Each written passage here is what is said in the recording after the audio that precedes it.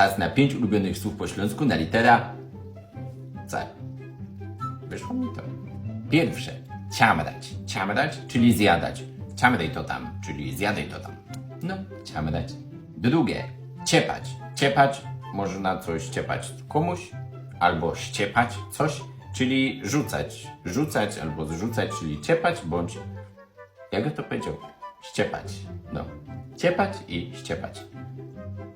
Już tam się pomylił. Dobra, następnie.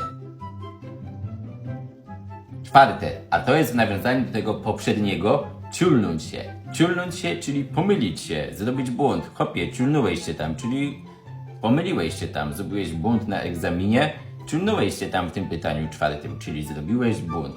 Ciulnąć się, zrobić błąd. Piąte, cyckać. Cyckać, czyli ssać. No, ktoś tam coś cycką. I tym razem szóste ekstra, które będzie zadaniem, bardzo łatwe i bardzo podobne do polskiego. Dajcie znać, co myślicie. Cwiter, cwiter, cwiter. Na C. No, ciekawe, kto zgadnie.